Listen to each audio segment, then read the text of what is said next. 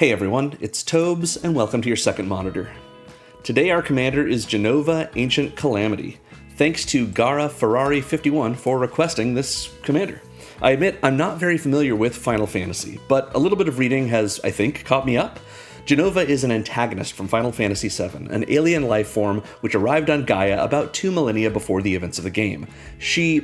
I'm using feminine pronouns for Jenova, as the game apparently does. She is experimented upon by the Shinra Electric Power Company, and those experiments result in other antagonists like Sephiroth, with whom I'm familiar through cultural osmosis. Passing Jenova's genes onto other organisms is her way of preying upon them, allowing her to absorb their memories. She's an existential threat to any planet she lands on, and even more troubling, her battle music slaps. So I'm excited to share what I put together for Jenova, but before we get started, let's go over my deck building template. I like to build my decks around my commander. I want to show off why it's such a cool card, and why I put it in charge of my deck. So I take about 30 cards and put them toward whatever that commander wants me to do. This is our game plan. It's what we do at the table and how we try to win. 30 more cards go towards supporting that game plan in the form of card advantage, acceleration, and interaction pieces. I usually run 1 or 2 sweepers, sometimes more if it would play into the game plan, sometimes none at all, and I almost always keep to a floor of 38 lands, so I can make sure I hit my land drops and I can cast my spells and, play the game. So let's talk about our commander. Jenova, Ancient Calamity is a 1/5 legendary alien for 2 and Golgari mana, a black and a green. It says at the beginning of combat on our turn, we put a number of +1/+1 counters equal to Jenova's power on up to one other target creature, and that creature becomes a mutant in addition to its other types. And whenever a mutant we control dies during our turn, we draw cards equal to its power. So these abilities are rad. We have built-in card advantage whenever our mutants die, and we pump up one of our creatures every turn and make it into a mutant, so we can absorb its memories when it returns from the field. So if that's our angle, we want to ensure that our creatures are having adventures and making plenty of memories for us before we call them home. So our deck gives Jenova what she wants, a field full of huge, hulking mutants that want to spread her influence to other players' playmats as often as they can. Many of our creatures are value pieces, giving us ways to get more out of our other creatures, but even they can be sent to a farm upstate if we have good attacks available to us, or even if we just want to refill our hand. We accomplish all this in a few ways. The first is Mutants. This is a Final Fantasy commander, but we can thank Fallout and Teenage Mutant Ninja Turtles for giving us more mutations to round out our roster. Remember, creatures that already have the mutant creature type will still cause our commander to draw us cards when those creatures die on our turn, even if they never received a +1/+1 counter from Jenova. The mutated genes were in them all along. But Jenova can't do all the work when it comes to making her progeny monstrous. Our second strategy is built around putting +1/+1 counters on our creatures in other ways, causing creatures to enter with counters or to receive them when they enter, dispensing counters each upkeep or combat, triggering abilities to add or multiply counters, or plain old casting spells that let us put counters where we want them. And that's right, we have some extra counters effects to ensure Jenova's mutations are runaway successes. Finally, we have a selection of ways to take advantage of our commander's other ability, having our mutants die so that we can draw more cards and produce more mutants.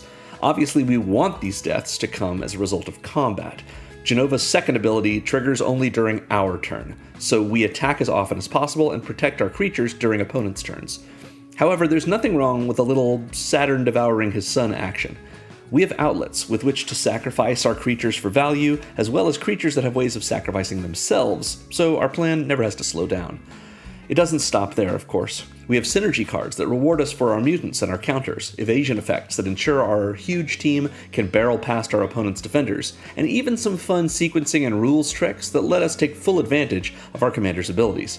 Best of all, we're running a double handful of recursion effects to allow us to bring our poor sacrificed creatures back for another stab at perfection. Our commander shows us that no matter how wonderful a thing we may produce, it's always better with modifications, and we can offer that wisdom to our opponents in the usual way. In fact, one might say it's our duty to do so. What, for some, seems to be a cataclysm from the stars, or a calamity from the skies, is really just an expression of a progenitor's love for its offspring. We just want to share our bounty, genetically speaking, and encourage the evolution of, well, everyone. What else could be asked of the Mother of Mutants? You'll enjoy this deck if you like knowing your creature's strength is a direct result of your mentoring, or if you like that there's no improvement without iteration, be it mutant life forms that you spawn or your own skill at a fantasy card game. So, as usual, this deck list is linked in the video's description. At the bottom of this list, on this Moxfield page, there is a considering section full of cards that I thought about including, but which ultimately, for me, did not make the cut. However, if you have a bigger budget or a smaller one, if you have a bunch of ideas for how to include more mutants or more counter synergies, or if you like what I've done and you want to just do some tweaks to it, that considering section is a great place for you to begin when you build your own Jenova Ancient Calamity deck. So, we're going to start with the biggest part of our game plan, which is our mutants. Mutants, there we go. We've got 16 mutants, many of them from other Universes Beyond products. So let's take a look first at Bebop, Skull and Crossbones. This is from the Teenage Mutant Ninja Turtles Commander deck. So this is 1 and a black for a 2/1 legendary Boar mutant with partner with Rocksteady Mutant Marauder. The partner with mechanic, notably not just partner but with, means not only could we have made Bebop and Rocksteady our commanders in this deck, it also means that they tutor for each other when they come in. So when Bebop comes in, we get to search our library for Rocksteady and put it in our hand. The same is true of Rocksteady. So these actually draw us a card. Just another creature card. However, 1 and a black for a 2/1 legendary Boar mutant with Death Touch that says when it deals combat damage to a player, we can draw X cards, where X is the number of counters on Bebop, and if we do, we lose X life. No big deal.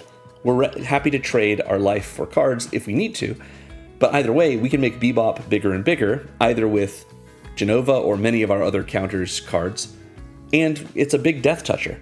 Death Touch, as I've often said, is kind of like Evasion. It's pseudo-evasion, because if we attack with a big Death Toucher in a game like Commander, where you start with 40 life, and let's say Bebop has gotten up to being a 6/5, nobody wants to take 6 damage, but it doesn't matter what they block with, because our Death Touch ability is going to make that thing that they block with die anyway, unless it had, indestructible. So unless they have a way to just chump block it with little 1/1 servo tokens or something like that, they're going to have to trade a creature they actually paid mana for, or they can just take damage, and they have so much life. So oftentimes players will say, at least early in the game, it's a Death Toucher, I'll just let it through, which is like Evasion. It means Bebop survives, we get to do our damage. Now, we don't necessarily want Bebop to survive, because Bebop is a mutant, and if we are able to have him die on our turn, then we get to draw cards equal to his power, thanks to Jenova. But still, a good setup for us, and only 2 mana. Next, we have another TMNT card. This is Ice Cream Kitty. I have no interest in learning what this is all about. It is weird, but sure, let's go with it. This is a 1/3 artifact creature food cat mutant. Yep, but it's a mutant, and that's what's relevant. For 1 and Golgari hybrid mana, so either 1 and a black or 1 and a green. We can pay 2 and sacrifice another creature or token to draw a card, but only at sorcery speed. However, sorcery speed is when we want to sacrifice our things, because it's on our turn. I guess we would also like to do it at instant speed on our turn, but still pretty close. And what's nice is we don't have to tap the kitty to do that. Or we can pay 2, tap and sack the kitty to gain 3 life, because it is a food. But it's still a mutant, so we would be gaining 3 life, but also drawing at least 1 card, depending on what its power has become by the time we do that to it. So a nice little sack outlet, and a way to sacrifice itself too. Next is Michelangelo Weirdness to 11. This is 1 and a green for a 1/1 legendary Mutant Ninja Turtle that when it enters, it makes a mutagen token. Mutagen tokens are a new type of predefined token that have the ability pay 1, tap and sack it to put a 1/1 counter on a creature, but only at sorcery speed. So Michelangelo gives us a way to put a counter on something, and we don't even have to do it that turn. Also, Michelangelo is hardened scales. If we would put 1 or more +1/+1 counters on a creature we control, we put an extra 1 on it as well. So that's pretty good. We're going to talk more about how our extra counters effects work once we get to that section. But yeah, pretty sweet. Evolution Witness from Modern Horizons 3 is next. 2 and a green for a 2/1 Elf Shaman mutant with 1 and a green, Adapt 2. Adapt is an ability that means if this doesn't have any counters on it, we can pay this cost of 1 and a green to put 2 counters on it. That doesn't mean we can only activate this when it doesn't have counters on it. We can activate Adapt but if there's already counters on the witness, then it won't do anything. Really know why you'd want to do that, but maybe you're playing against an opponent that cares about you having untapped lands. You can use Evolution Witness to keep activating its adaptability, even once it already has counters on it, just as a way to waste your mana. Maybe that's relevant, I don't know. In any case, whenever one or more 1/1 counters are put on this creature, we return target permanent card from our graveyard to our hand. So we get to either adapt it to put counters on it, or put counters on it with our commander, or with one of our other counters effects. So we can use Evolution Witness as a really nice way to repeatedly bring things back from our graveyard to our hand and play them again. Hancock Ghoulish Mare is next. This is 2 and a black for a 2/1 legendary zombie mutant advisor with a great hat that says each other creature you control that's a zombie or mutant gets +X/+X, where X is the number of counters on Hancock. So we want to put counters on Hancock. We want to build him up as much as we can because he becomes a lord for our mutants and zombies, but we only really have mutants. Also, Hancock has Undying. So if Hancock doesn't have a +1/+1 counter on him when he dies, we'll return him to the battlefield with a +1/+1 counter on him. So generally in this deck, this isn't going to happen that often. We're not going to see him die without 1/1 counters, but you never know, maybe we would. Typically, however, we want to load him up with as many counters as possible from our commander or from any one of our other effects or his own Undying effect to make it so that all of our mutants, both the ones that have mutant printed on them and the ones that become mutants with our commander, are huge thanks to Hancock's Lord ability. Now, I'm going to take this moment to mention this. When you use Jenova to make something into a mutant, since we have so many ways of putting counters on our creatures, and there's plenty of ways to put counters on creatures just in general in Magic, those are not good enough as a designation for, oh, this creature has become a mutant. So you want to have something you can do with your cards at the table when you're playing Commander to indicate it, like a little Post-it note that you put a little flag on, maybe something neon green for radiation or something. Or if you want to, a lot of people will pull their card halfway out of their sleeve to indicate something like that. It's not my favorite thing. I want my cards to stay protected.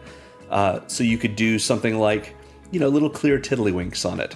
Or maybe if you want to be totally crazy, you switch it to a different sleeve color. I don't know. You just want to make sure it's clear at the table which of your cards are mutants and which of them have become mutants from Jenova, and which of them aren't mutants but just have counters on them. Next is Hauntwood's Shrieker from Duskmourn. This is 1 and double green for a 3/3 Beast Mutant. Whenever it attacks, we manifest Dread. What that means is we look at the top 2 cards of our library, one of them we get to put in our graveyard, and the other goes face down onto the battlefield as a 2/2 creature. And if that card is a creature card, we can turn it face up at any time for its mana cost. Basically like we've manifested it, or like we've morphed it. So it's just a 2/2 creature, and then something else in our graveyard whenever this attacks. That's nice repeatable ways of creating. I call them, I sort of categorize them as tokens. They definitely aren't tokens. They're cards, they're 2/2 creatures, but they are a virtual, quote-unquote, creature that we just generate rather than having cast it from our hand or something. So it functions like a token in some ways until we flip it over. And we can pay 1 and a green to reveal target face down permanent, and if it's a creature card, we can turn it face up.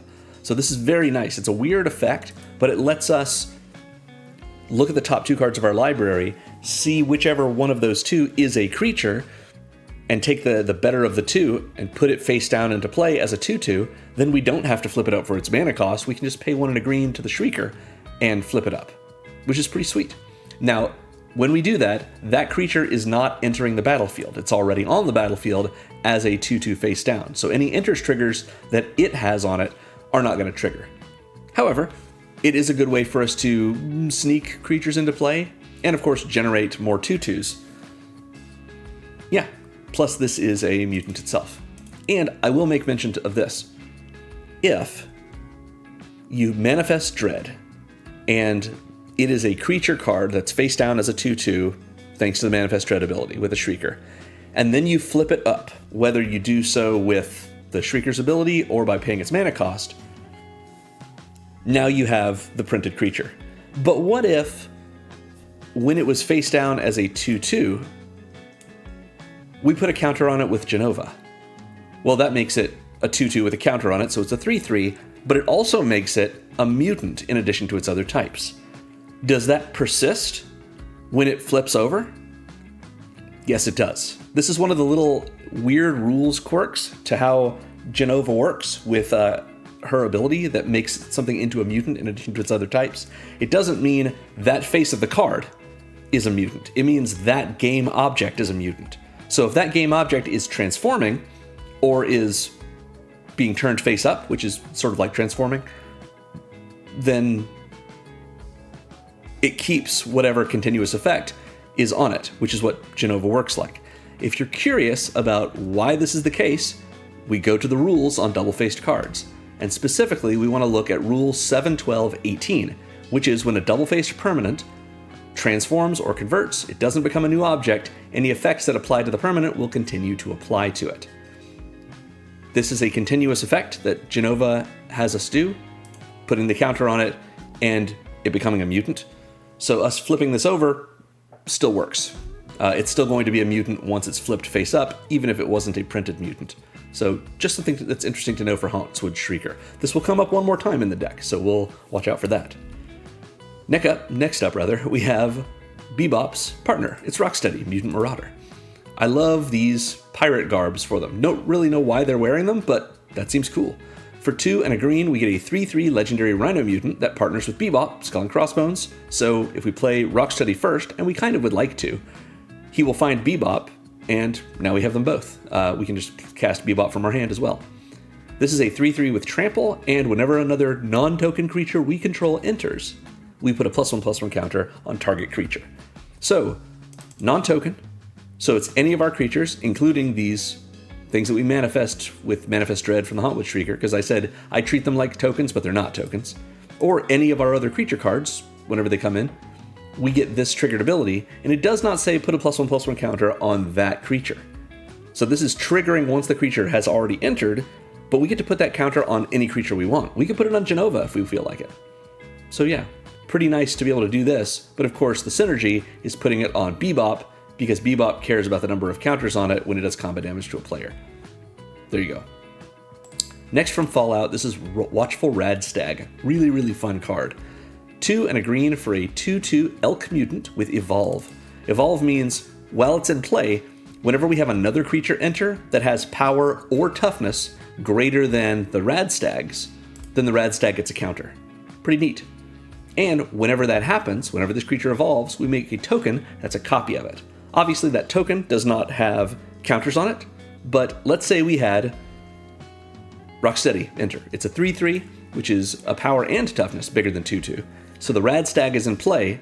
The Radstag will evolve, getting a 1/1 counter, which will trigger its ability and making a copy of the Radstag. So now that's a 2/2. So we have a 2/2 token copy and a 3/3 original.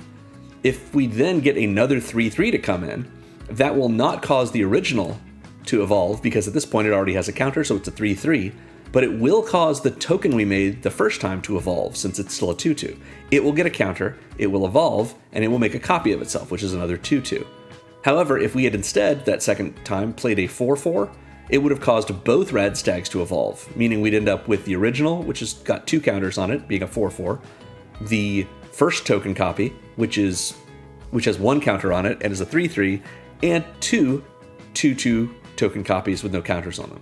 So the Radstags can get out of hand, but generally we're just getting a few of them, and that's still pretty good. Remember, we can then sacrifice those tokens, because those token copies are still mutants. So we don't care really how many tokens are on, or how many counters are on them, since we can take those counters, or take those, we don't care how many counters are on our tokens, because each token copy of the Radstag is going to draw us at least 2 cards off of Jenova, as long as it dies on our turn. Next up, we have Dimension X Pizzasaur. This is also from the Ninja Turtles Commander deck. I don't know what's going on here. Good grief. It is pretty intimidating, though. This is a 2/1 artifact creature food alien mutant for 3 and a black. When it enters, we put 2 1/1 counters on target creature, and when we do, we destroy up to 1 target creature with mana value less than or equal to the number of counters among permanents we control.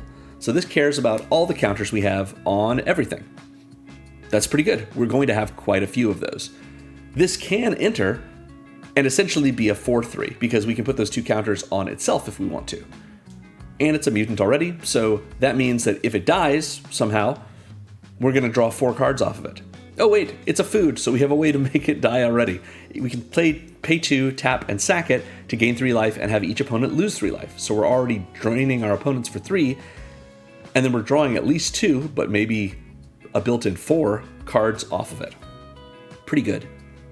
So if you think of it as, obviously you can't do what I'm about to say in the same turn because of Summoning Sickness, but if you pay 4 and then 2, tap and sack it, then over the course of 2 turns, you're paying 6 mana to destroy a creature an opponent controls, gain 3 life, drain every opponent for 3 life, and draw cards, which might have been 4 cards. For 6 mana, that's pretty good.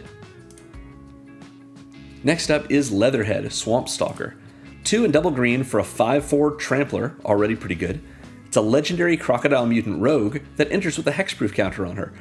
Extremely good. 4 mana for a 5/4 Trampling hexproof creature? Wow. And whenever Leatherhead deals combat damage to a player, we may remove a counter from her. And when we do, we destroy target artifact or enchantment that player controls. So it's a good way for us to sort of Biting Palm Ninja, or, oh no, this is the Kappa Tech Wrecker sort of deal in a way. I'm sure this effect has been on other things, but I think of that Kappa. Maybe I've just got turtles in the brain. Anyway, it comes with a hexproof counter, but that does not have to be the counter that we remove when we do damage. So if we put at least 1 counter on Leatherhead from our commander, we don't need to turn Leatherhead into a mutant, she already is one, but we can take that 1/1 counter off after combat damage, even if we only trampled over with 1 damage, assuming Leatherhead survived, obviously.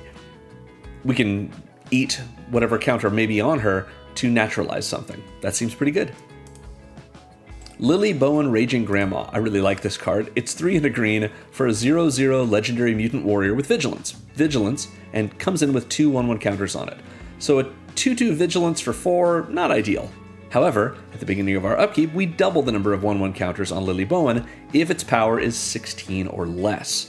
So keep in mind, if its power is 16, we still double the number of counters on it, meaning its power is now 32. That's crazy, assuming all that power came from its counters. Otherwise, we remove all but 1 +1/+1 counter on it, and then gain 1 life for each 1/1 counter we removed this way. So Lily gives us a way to play this 3/3 creature, put a counter on it right when we go to combat, thanks to Jenova, then go to our next turn, and during our upkeep, Lily's going to become a 6/6 Vigilance. That's already really good. And Lily only gets bigger and bigger and bigger, and when Lily dies, if Lily dies, we're going to draw a bunch of cards off of her. Thanks to Jenova. Anyway, it also, Vigilance is great with something that's huge. We slam in every turn we get a chance to with Lily, and we can still block with her. Very nice. Next is an Alpha Deathclaw. 4, a black and a green for a 6/6 lizard mutant with Menace and Trample. Oof. Just compare this to Colossal Dreadmaw. And when it enters or becomes monstrous, destroy target permanent. Notice, this does not say non-land, so you can blow up lands with this. I recommend you do not, unless it's some kind of problematic, annoying, non-basic land. Even then, at the kind of decks that I build, the tables that want these kinds of decks don't want people to blow up their land base. So the fact that you have the ability to blow up a land with this, I am just recommending that unless it's something that's not really going to hurt someone too bad, the feel bads that are going to come from that are less, they're paying less dividends to you than blowing up more of a threat. Some kind of big artifact or creature or something, or just sending someone's commander back to the command zone. I'm not saying that there's anything wrong with blowing up lands in general, but I also recognize Commander is a place for people to have fun, and most of the time, denying someone mana, it's going to set them back in a way that doesn't feel great. And if they have enough mana that's not the case, then it wasn't that good of a use of it anyway. So you might as well do something that's more of a threat. Just saying. Anyway, play how you want. Alpha Deathclaw comes in, vindicates something, and is a 6/6 Menace Trample for 6. Already good. But if you've got 7 extra mana lying around, that turn or another one, you can pay it, in terms of 5, a green, and a black, to monstrous for this. making it get 4 1/1 counters, and it becomes monstrous. Becoming monstrous doesn't mean anything other than it allows you to activate this ability. Sort of like Adapt, but Adapt you can activate over and over, it just doesn't do anything. With Monstrous, you can only activate it once, even if somehow these counters get removed. But still, paying 7 more mana to make it into a 10/10 Menace Trample seems pretty good, and that triggers it, destroying a permanent again. So yeah, pretty alright. Next up is Ground Chuck and Dirtbag. I really like this card. This is 4 and double green for an 8/8 legendary Ox Mole mutant. An ox and a mole, and they're both mutants. It's got trample, and whenever we tap a land for mana, we also add a green. So it makes all of our lands tap for double mana. It's an 8/8 trample for 6, and it's a mutant. Crazy. It's crazy. I started playing Magic a long time ago, and this feels crazy to me. But, I mean, it's a big green card. That's fun. What are you going to do? Michelangelo on the Scene is a 2/2 legendary mutant ninja turtle for 4 and double green. Michelangelo has trample and enters with a 1/1 counter on him for each land we control. That's crazy. But even if we're ramping into him, is he coming out with 4 counters on him? Probably. And he's just a 6/6 trample for 6. That's a Colossal Dreadmaw. And that's his floor, probably. I mean, good grief. And when he dies, we return him to our hand. So Michelangelo never goes away for long. And when he dies, if it's on our turn, we're going to draw cards, thanks to Jenova, and we're going to be able to put Michelangelo right back in our hand as well. Crazy. Next is another version of Leatherhead, but for good reason. Leatherhead Iron Gator is 5 and double green for a 5/5 legendary Crocodile Mutant Rogue with trample and haste. And whenever Leatherhead attacks, we put 2 1/1 counters on each creature we control. Each creature is insane here. So we're paying 7 mana, that's fair. And we're getting a 5/5 that will attack as a 7/7 because it'll attack, and it doesn't say each other creature, so it'll put counters on itself. And it can attack right away. So a 7/7 that attacks right away, has trample, and puts 2 counters on every other creature as well? Sure, yeah, our whole board is enormous. That sounds great. Finally, we have Armagon, Future Shark. 6 and double black for a 9/6 legendary shark horror mutant. Why wouldn't it have flash? Sure, just comes in whenever we need it to, and when it does, we destroy up to 3 target creatures. We can just kill the 3 scariest creatures on the board. We can destroy all 3 of our opponent's commanders, assuming they're targetable and not indestructible, etc., and just send them all back to the command zone, which is totally reasonable. But doing this on an opponent's turn, it just feels mean. Do this, like, when your opponent is attacked and they're like, oh, you don't have any big blockers. Oh yeah? Look at this monstrosity. And they'll say, oh, that's why you held up 8 mana. And we'll say, quite so. Or they'll say, but you only have 4 mana available. And we'll say, that's true, but we also have Ground Chuck and Dirtbag. Anyway, this is our mutant section. Let's talk now about our counters section. These are all the cards that can put counters on other things. So Hollowmurk Siege from Tarkir Dragonstorm is just a black and a green for an enchantment. When it enters, we choose Sultai or Abzan. If we choose Sultai, it says whenever a counter is put on a creature we control, we draw a card, but only once each turn. And whenever we attack, we put a 1/1 counter on target attacking creature, and it gains menace until end of turn. I will level with you, the Sultai ability is better for our deck, because the ability to to draw an extra card every turn is really, really strong, particularly early game, since our commander is putting a counter on a creature other than themselves each turn. So this is an extra card every turn for something we're doing already, so this is like a cheaper Phyrexian Arena.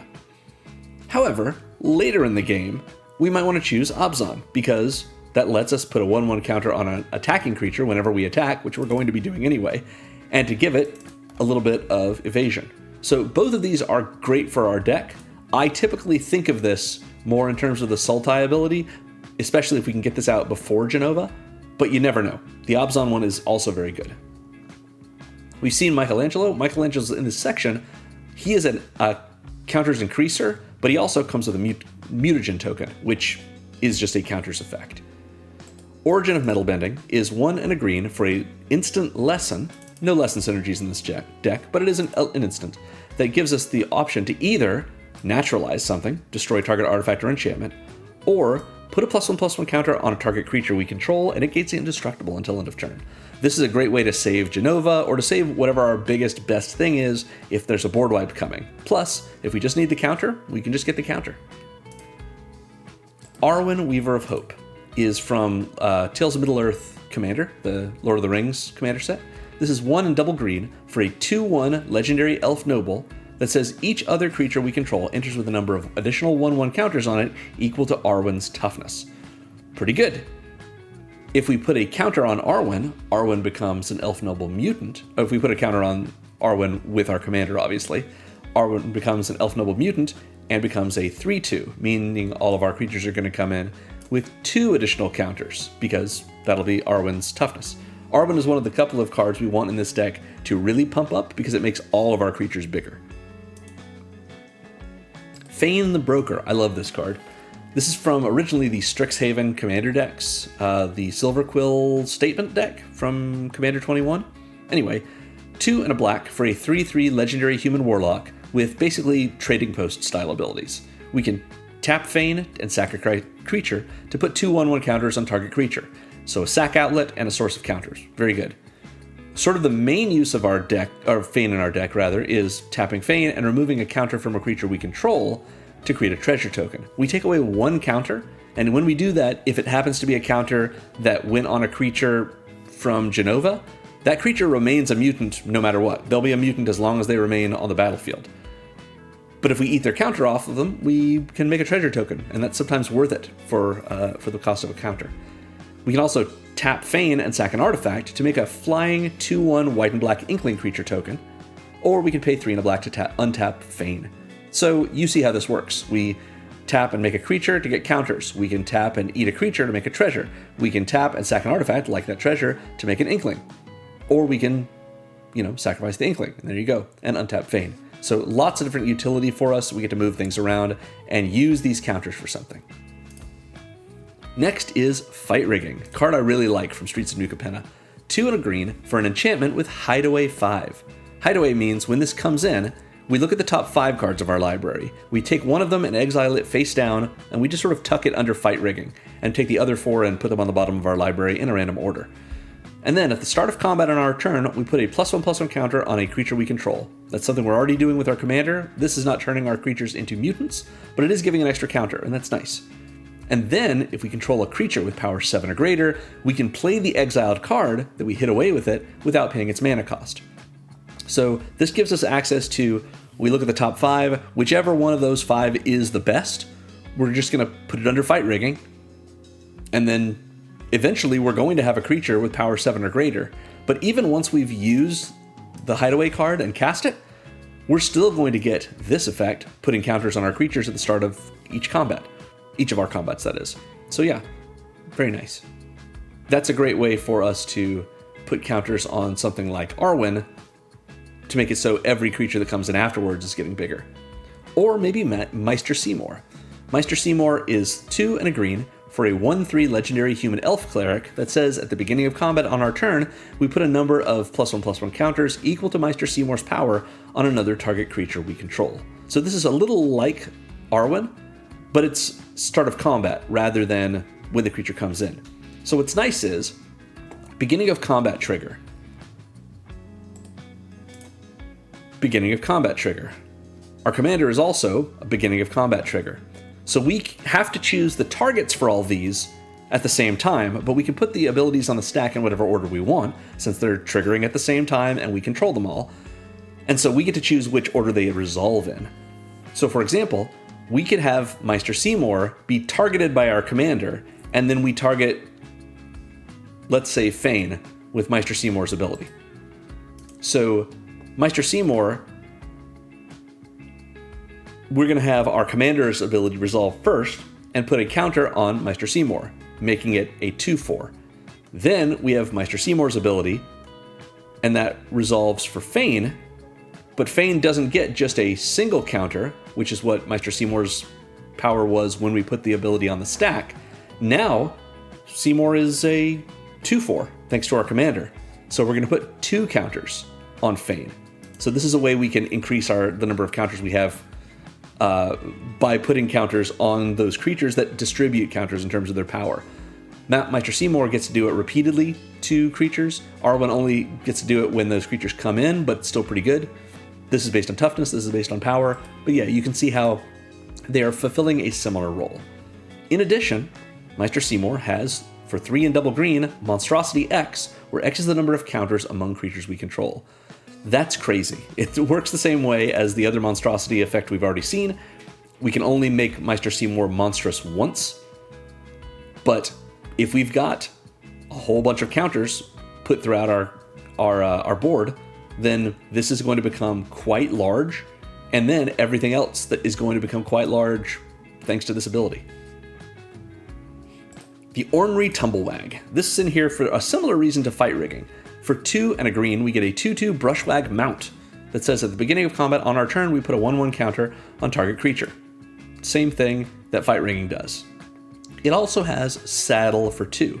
Saddle is sort of like Crew. It was introduced in Thunder Junction, which is where this is from. The way it works is at sorcery speed, we can tap any number of other creatures that we control that have at least a power of 2. And when we do that, the Tumblewag becomes saddled until end of turn. Saddled just means it has the status saddled. Sort of like monstrous makes something, or like monstrosity makes something monstrous. But it's saddled until end of turn. And then whenever the Tumblewag attacks while saddled, we double the number of 1/1 counters on target creature. That creature can be the Tumblewag itself. Doesn't have to be though. It could be some other creature in play. Now this is not something that will interact that well in the way I was just describing with like Meister Seymour, since Seymour triggers at the beginning of combat and the Tumblewag triggers when we attack with it while it's saddled. So this is going to definitely happen after this, but there are fun ways that we can double things up. Next we have Rocksteady. We've already seen Rocksteady.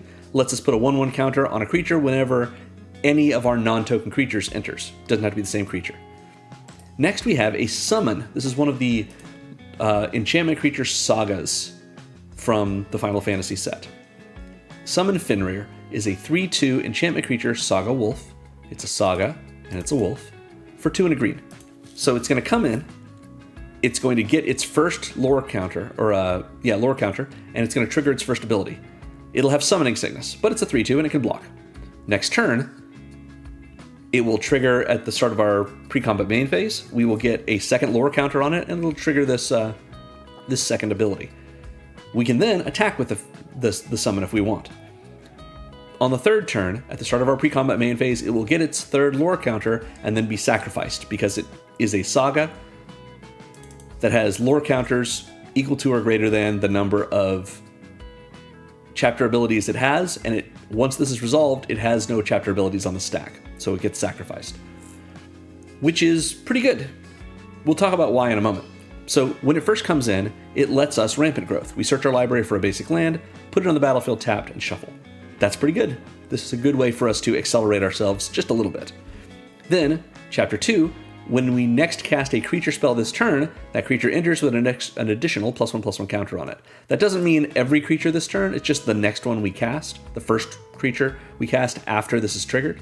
But that's still pretty good, get a little counter on something. And third chapter is draw a card if you control the creature with the greatest power or tied for the greatest power. This would be a nice bonus for us if we're doing this a little later in the game, but we aren't really that concerned with it.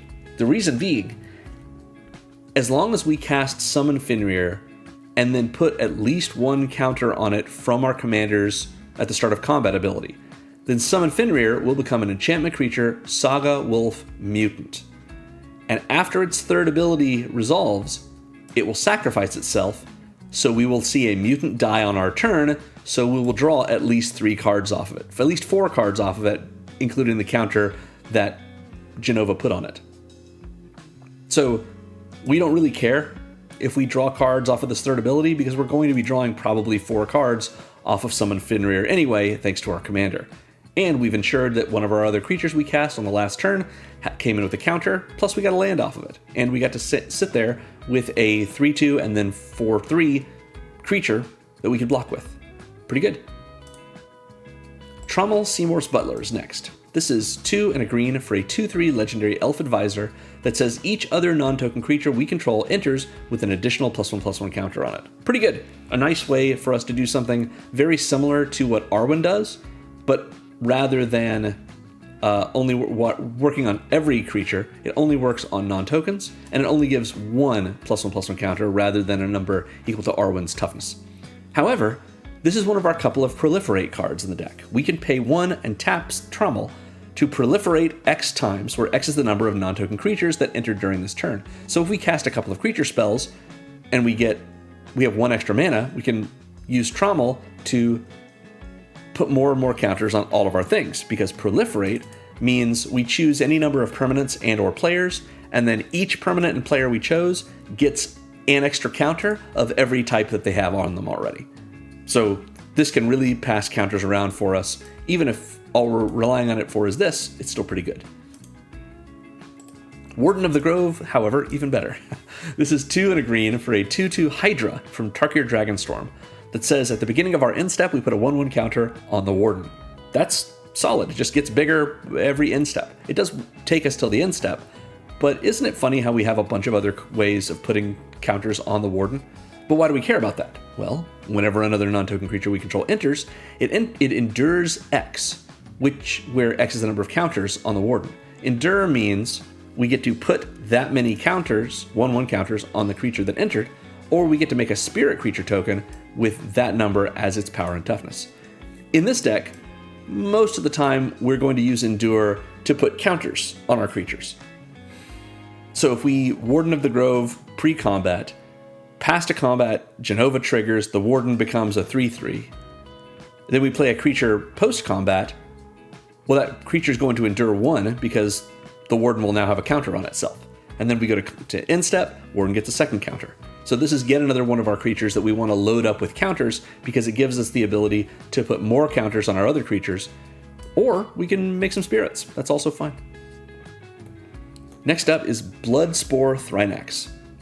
2 and double green for a 2/2 lizard with Devour 1, meaning as it enters, we can sacrifice any number of our creatures, and it gets a 1/1 counter on it. It enters with that 1/1 counter on it for each creature we sacrificed. If it were Devour 2, it would be 2 counters for every creature, but it's only 1, and that's fine. So this is a nice sacrifice outlet for us if we want to get rid of some things.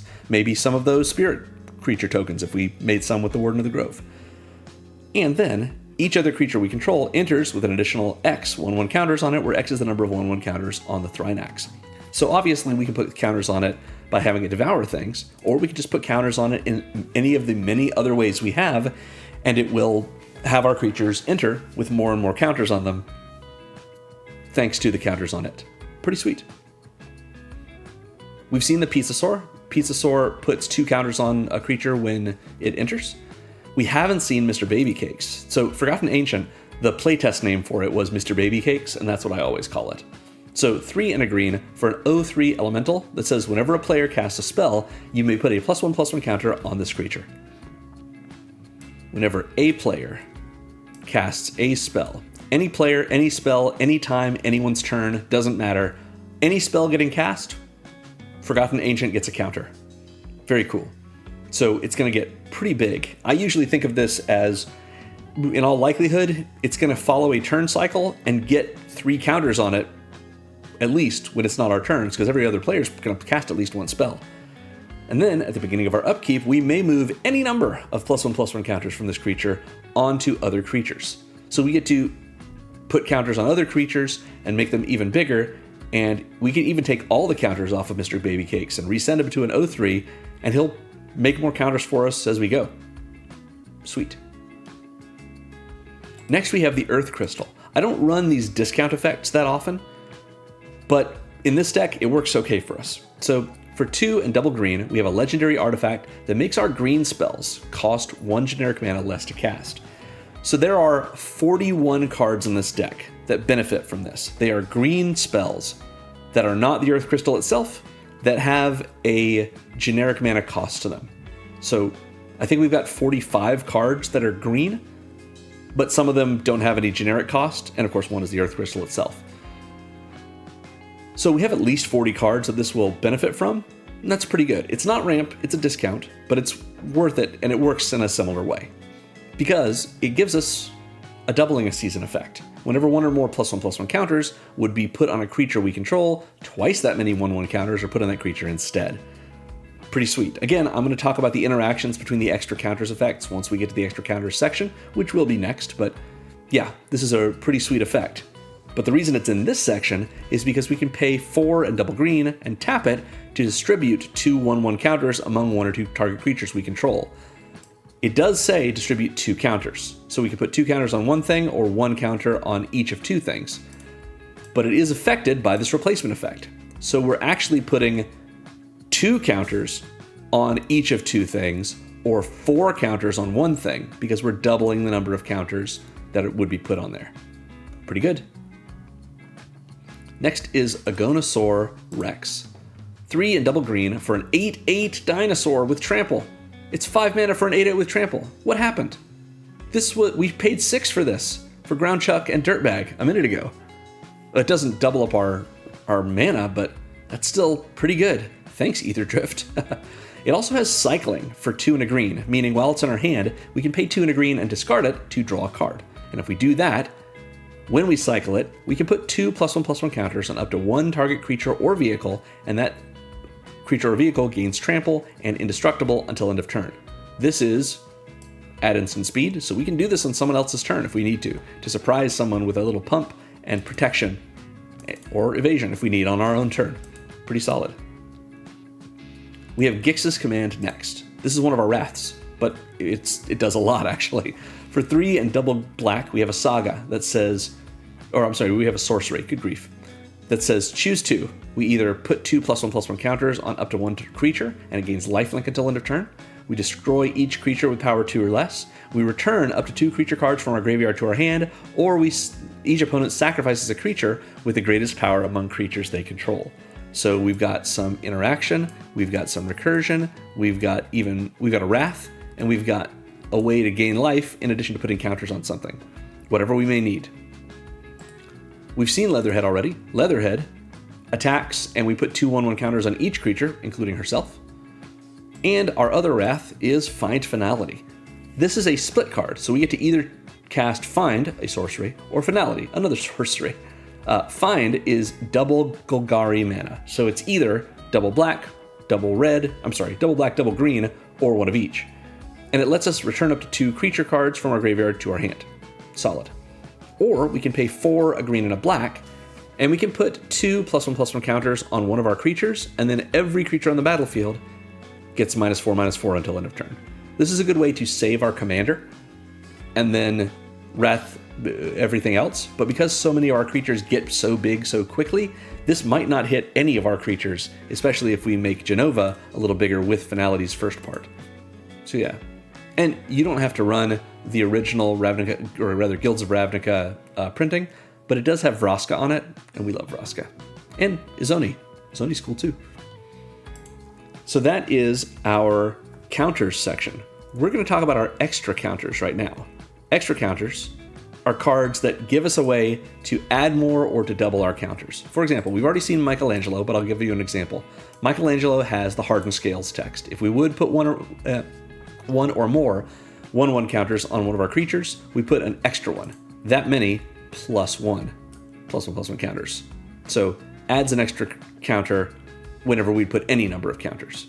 Kami of Whispered Hopes says the same thing. Here's the Hardened Scales text on this 1/1 spirit for 2 and a green. And also we can tap it to add X mana of any one color, where X is this creature's power. So it encourages us to put counters on the Kami, because if we put 1 counter on it, it will see that and it will make it 2 counters. Now it taps for 3.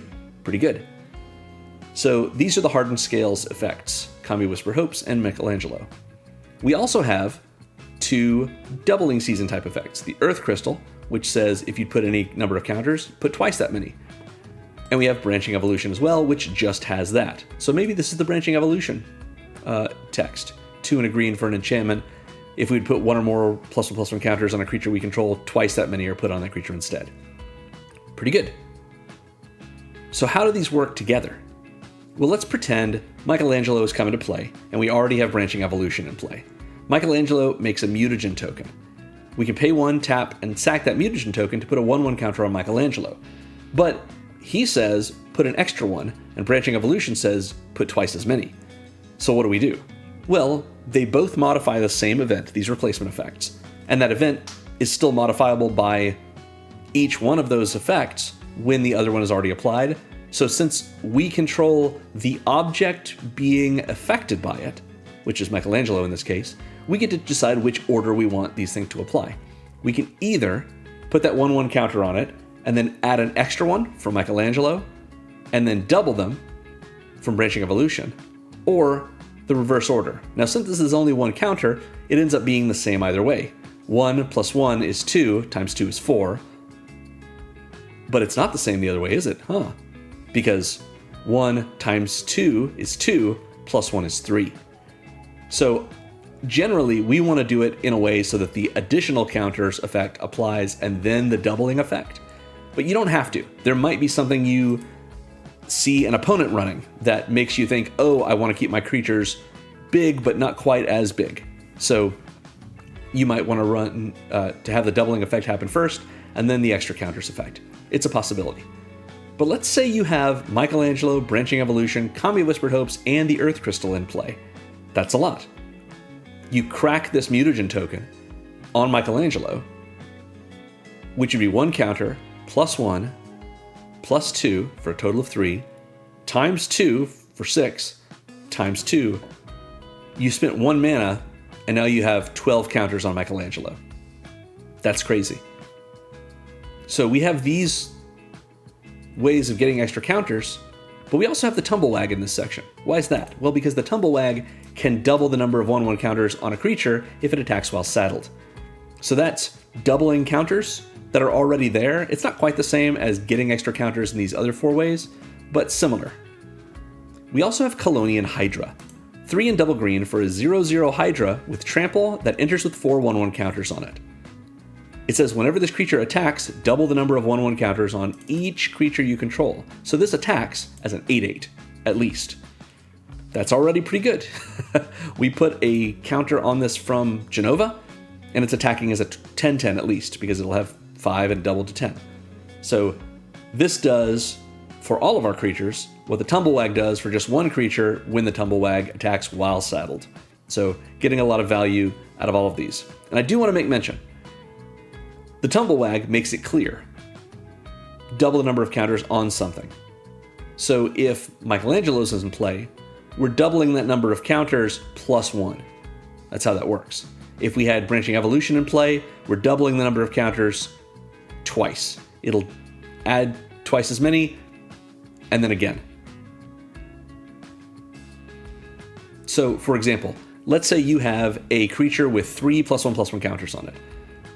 Ornery Tumblewag, when it attacks while saddled, will add 3 counters to that, because that is what doubling it would do. Branching Evolution puts twice as many counters as what the Tumblewag would. So you're putting 6 counters on. Tumblewag is doubling what's already there. Branching Evolution is modifying the Tumblewag's effect, not modifying the number of counters that are already there. So if there are 3 counters already there, the Tumblewag's putting 3 on it. Branching Evolution doubles that 3 that's being put on it, making it into 9 total counters. So 6 counters being put on it, that is. If you had Branching Evolution and Kami of Whispered Hopes in play, then you're putting 3 on it, let's say +1 for 4, doubled to 8. So you're putting 8 counters on that creature, meaning it now has 11. If you were to do it the other way, it's doubling it, which means adding 3, times 2 is 6, plus 1 is 7, so now it's got 10 counters on it, the 7 that you've added. Worth noting. Something else to note about these extra counters effects is that they work even on permanents that are entering the battlefield with counters, not just ones that are gaining counters once they're in. Colonian Hydra says double the number of 1/1 counters on each creature you control when it attacks. That works the same way as the Tumblewag. But it also says that it enters with 4 1/1 counters on it. Well, what if we have an Earth Crystal in play when it enters? Well, it's going to enter with 8 counters on it, because it enters with 4, and that is us putting counters on something. So that is modified by the Earth Crystal, so it would enter with 8. If we had Michelangelo in play, it would enter with 5. If we had both, we could have it either enter with 9, so 4 times 2 plus 1, or we could have it enter with 10, 4 plus 1 times 2. That's how it works. Thank you for listening to my TED Talk on the way the replacement effects work with counters in Magic. That is our extra counters section. We have an outlets section. We're going to start with this now. These are cards that let us sacrifice our own permanents and hopefully trigger our commander's second ability. That is to say, if we're sacrificing a mutant, we're going to get to draw cards equal to that mutant's power if we sacrificed it on our turn with Jenova in play. So for example, we have Annihilating Glare, a single black for a sorcery that has an additional cost of either us paying 4 generic mana, so it costs 4 and a black, or it costs 1 black and we sacrifice an artifact or creature. We don't have to sacrifice a creature or even an artifact, we could pay that 4. We could sacrifice a treasure token if we want that and we don't want to lose our creatures.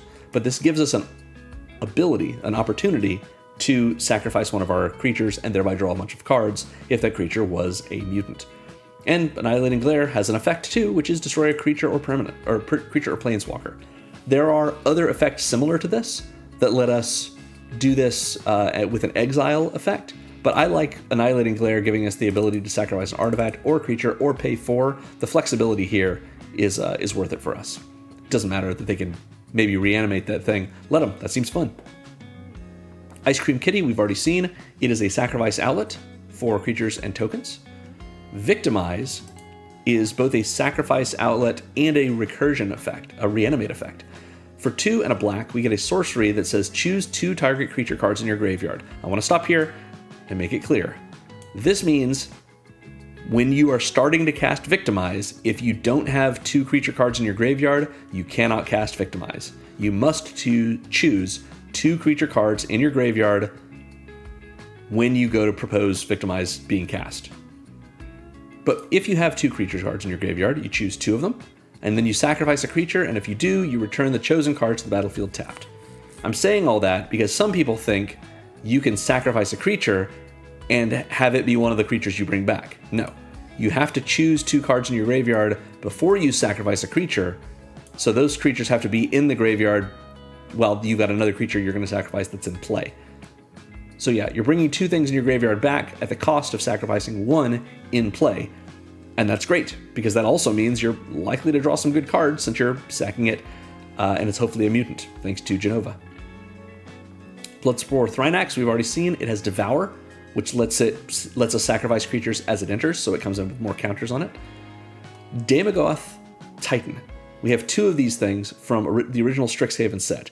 And at time of recording, Secrets of Strixhaven is about to drop, so I'm really excited, or about to start giving us spoilers, I should say. So I'm excited to see how we see these weird Arcavios demons come back.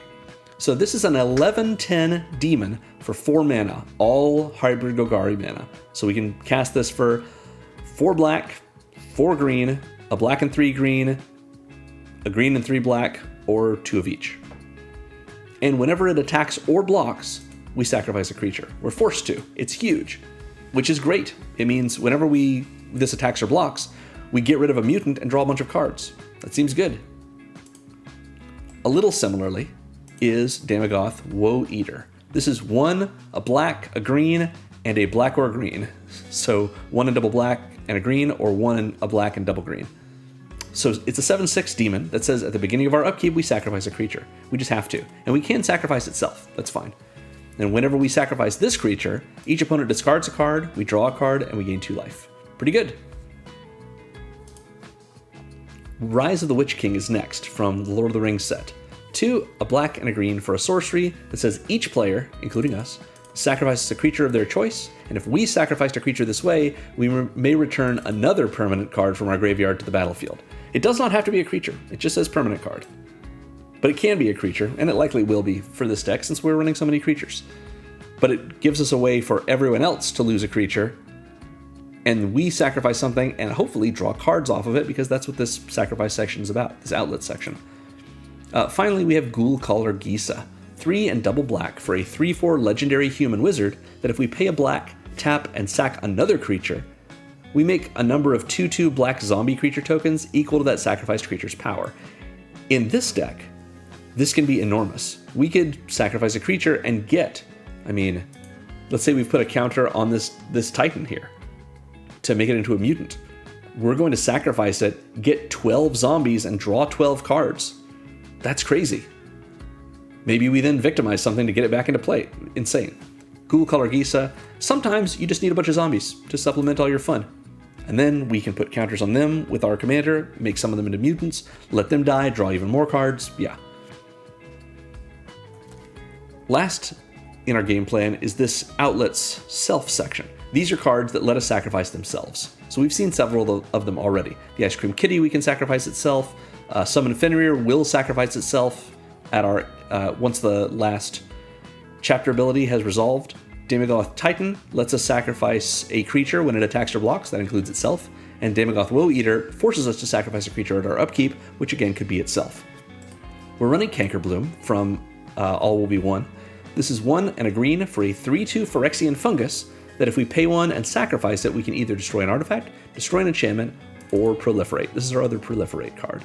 So I know some people might prefer Insidious Fungus from Duskmourn, which is similar to this. It's a 1/2 for, I think, a single green mana, and then its ability here is pay 2 and sack it to destroy an artifact, destroy an enchantment, or Growth Spiral, or rather Explore, I think, draw a card and you may play another land this turn. I think Cankerbloom is better as an option for us, simply because its casting cost can be discounted by our green discount crystal. It's cheaper to activate, and it has better stats, and Proliferate helps all of our counters. So yeah. We also have Sakura Tribe Elder. We love Steve. This is 1 and a green for a 1/1 Snake Shaman with sacrifice it to Rampant Growth. Search for a basic, put it on the battlefield tapped, and shuffle. So what we hope for with Steve is being able to play him once Jenova's already in play. So we can put a counter on Steve and then sacrifice him and not just get a land, but draw 2 cards because he's got a power of 2 at that point. Or maybe bigger if we've gotten more counters on him. But if Steve is in our opening hand and we play him on turn 2 and just sacrifice him before turn 3 to start turn 3 with 3 mana already available to us before we even make our land drop, also totally fine. It is totally okay for him to just be Rampant Growth. But if he comes in later, he gives us more value too, so he's good both ways. Love Steve. Last in this section is Come Back Wrong from Duskmourn. This is 2 and a black for a sorcery that says destroy target creature. And if a creature is put into a graveyard this way, return it to the battlefield under your control and sacrifice it at the beginning of your next end step. So this is pretty sweet. It doesn't let us attack with it unless it already had haste on its own, doesn't give it haste. But we can bring it into play and then sacrifice it either from Come Back Wrong or to any of our other sacrifice outlets for even more value. What's especially nice is if we do this pre-combat, we steal an opponent's big creature, we go to combat, put a counter on it with our commander, now that creature is a mutant. So when we sacrifice it, for whatever reason we sacrifice it, or just with this delayed trigger, we're going to draw cards off of it as well. So we've gotten rid of something from our opponent's board, we've gotten even more cards off of it. Yeah, pretty great. And that is most of our game plan. We have some cards that will supplement our game plan, but before we get to those, oh, hey, did you just like the video? Did you tap that like button? Thanks. You're a real... I was going to say bro, but not everyone likes bro. I guess you're a real pal. Anyway, you don't have to like the video if you don't want. It's fine either way. I appreciate you just being here. Thank you. Anyway, there's more where that came from. So like I was saying, before we get to the supplemental cards to our game plan, I want to go over these sections of support for our game plan. We're going to start with our card advantage section, which as usual, I have tagged as draw. It doesn't necessarily mean all these cards do the draw card action. It just gives us access to more cards. Even though our commander gives us access to quite a few. So Bebop and Rocksteady, Rocksteady's down here, Bebop draws us Rocksteady, essentially. It's not a draw action, but we get to search for Rocksteady and put him in our hand. Pretty good. We can also just draw cards whenever Bebop does combat damage to a player based on the number of counters on Bebop, and then lose life equal to that number of cards we drew from it. Bugenhagen, Wise Elder. Again, I'm not a Final Fantasy person, so I don't know who this person is. They are from Final Fantasy VII, so maybe relevant. but keep wanting to read it as Bugenhagen, which might be true. I don't know. Anyway, this is 1 and a green for a 1/3 legendary human shaman with reach that says at the beginning of our upkeep, if we control a creature with power 7 or greater, we draw a card. So a bonus card during our upkeep. If we have something big, that seems pretty good. And it taps for 1 mana of any color, so it's a 2 mana 1/3 mana dork that sometimes draws us a card and has reach. Pretty good. We've seen Hollowmurk Siege lets us draw cards whenever, once per turn, we put counters on a creature we control. Hunter's Talent is next. I love this class. So this is a class enchantment from Bloombro. The way it works is it comes in and it has level 1's ability, which will trigger. At sorcery speed, we can pay 1 and a green to level it up to level 2, and once it's level 2, at sorcery speed, we can pay 3 and a green to level it up to level 3, and as it gains these new abilities, it does not lose the previous ones. So, 1 and a green, it comes in, and when it enters, target creature we control deals damage equal to its power to target creature we don't control. It's just a bite effect. It's just rabid bite at sorcery speed. Pretty fine. Then we level it up, and it now says whenever we attack, target attacking creature gets +1/+0 and gains trample until end of turn. A little bit of evasion, a little bit of pump, sounds fine. We're going to be doing a lot of attacking in this deck anyway. And then at level 3, at the beginning of our end step, if we control a creature with power 4 or greater, we draw a card. 1 extra card at the end of our turn is pretty good. Ice Cream Kitty, we can sacrifice other creatures or tokens to draw cards. Mosswood Dread Knight is next. This is an adventure creature. So for 1 and a green, we get a 3/2 human knight with trample that says when it dies, we may cast it from our graveyard as an adventure until the end of our next turn. It has an adventure, which is Dread Whispers, sorcery adventure for 1 and a black, that lets us draw a card and lose a life. So the idea behind adventures is that this is sort of a double-faced card, or a split card, I should say. We can either cast it as an adventure, and if we do, it goes to exile, and we can cast it as a creature later from exile, maybe even the same turn. If we cast it as a creature, it just sits on the battlefield, and the sorcery adventure doesn't matter anymore. So the idea with this is we pay 2 mana, we get a card, lose a life, then we pay 2 more mana, and we get a 3/2 trample, and hopefully put a counter on it from our commander, making it a 4/3 trampling mutant human knight, so that when it dies, we will not just draw 4 cards. Until the end of our next turn, we can pay 1 and a black to cast Dread Whispers, casting this card as an adventure from the graveyard, which will send it back to exile, and we can cast the Dread Knight again. So it lets us recur itself in a little bit of a roundabout way, giving us a card, drawing us a card, losing us a life, and giving us our trampling creature back each time. Pretty sweet. Fight Rigging, we've already seen, doesn't draw us a card, but it does hide away a card, and it gives us a chance to cast it for free on a later turn, once we put a counter on something, and then we have a creature with power 7 or greater. A little bit of a theme. So yeah, access to something else. Garruk's Uprising is next. This is 2 and a green for an enchantment that does 3 things. It gives all of our creatures trample. That's pretty good in a deck full of creatures that are going to get huge. If we have a creature with power 4 or greater, when this enters, we draw a card, so it replaces itself if we already have something big.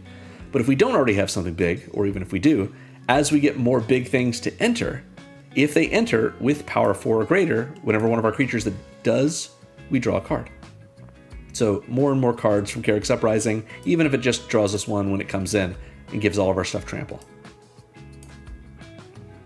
We've seen the Hauntwood Shrieker. It does a weird version of giving us card advantage in that when it attacks, we manifest Dread. We can put one of those cards on the battlefield face down as a 2/2, and then we can turn it face up either with the Hauntwood Shrieker's ability, or if it's a creature with its, either way if it's a creature, by paying its mana cost. But that's us cheating a creature into play from our top of our library. So that's a little bit like card advantage. Yeah, kind of weird. We've seen Rocksteady. Summon Fenrir lets us draw a card with its 3rd chapter ability if we have the greatest power or tied for the greatest power on the battlefield. Pretty good. Daemogoth Woe Eater lets us draw a card when we sacrifice it, in addition to each opponent discarding a card and us gaining 2 life. And then finally, Puppeteer Click. This is 3 and double black for a 3/2 fairy wizard with flying. This is not a scarecrow, we're talking about the fairies here, the Click. It's a 3/2 flyer that says when it enters, put target creature card from an opponent's graveyard onto the battlefield under your control. It gains haste, and at the beginning of the next step, exile it. So this comes in, we get to have a creature. Pretty sweet. We maybe want to make it a mutant with our commander by putting a counter on it and attacking with it. But if it doesn't die during combat, or we don't have another way to sacrifice it, we're going to lose that counter since we will exile that creature. However, this is us stealing a creature from an opponent's graveyard, which is a little bit like card advantage. It gives us a free creature. We can only use it for that one turn, but that's all right. And maybe we choose a creature that has some kind of great ability, like itself drawing cards. Or, I don't know, I don't think it's a good idea to steal Child of Alara and Wrath the Board, but there's options there. What's especially cool about Puppeteer Click is that it has Persist, meaning when it dies, if it didn't have any -1/-1 counters on it, we bring it back to the battlefield under our control with a -1/-1 counter on it. So it will enter again and do this again. We can steal something else. So for 5 mana, we get a 3/2 flyer that steals something from a graveyard for 1 turn. And then when it dies, it'll come back as a 2/1 that does that all over again. Pretty good. But especially good because -1/-1 counters and +1/+1 counters annihilate each other. So if our Puppeteer Click persists, and then we have a way, like maybe our commander, to put a +1/+1 counter on it, both types of counters will leave, just be removed from the card, and it will just be a 3/2 flyer that will be able to persist again because when it dies, it won't have any -1/-1 counters on it left. So we can keep doing this over and over, and that's pretty fun. Taking the creatures that hopefully our opponents blocked with when our big creatures attacked and sending them back at our opponents for fun. That is our card advantage section. Let's talk now about acceleration, which is, usual, I've just shorthanded as ramp. So obviously we're running Soul Ring. Single mana for an artifact that taps for 2 colorless mana. Yep, it's the best mana rock you can run, probably. In these kind of decks, at least. So yeah, play Soul Ring. Similarly, Arcane Signet, very good. 2 mana rock that is untapped and taps for 1 mana of any color in our commander's color identity. In this deck, of course, that means black or green. So this is a 2 mana untapped rock that taps for either one of our colors. Great. Yeah, that's the sort of gold standard for what we want to run with mana rocks. Bugenhagen, we've already seen, is a 2 mana dork that taps for 1 mana of any color. Farseek is one of our rampant growths. But don't worry, we have actual rampant growth too. I'll talk about rampant growth itself. We've seen this effect before. This is 2 and a green for a sorcery that lets us search our library for a basic land, put it on the battlefield tapped, and then shuffle. Pretty straightforward, solid, classic use of this. If we need more green, and our deck is mostly green, we can find another forest. If we're hurting for black, we can find ourselves a swamp. We're good either way. Farseek is pretty similar. It's another sorcery for 1 and a green, but instead of looking for a basic land, we can look for a plains, island, swamp, or mountain, put it on the battlefield tapped, and then shuffle. So the reason this is different is even though we don't have any plains, islands, or mountains in this deck, we do have some swamps. So this does not say basic. So we have basic swamps that we can find with Farseek, or we can find one of our dual-typed lands, of which we have a couple.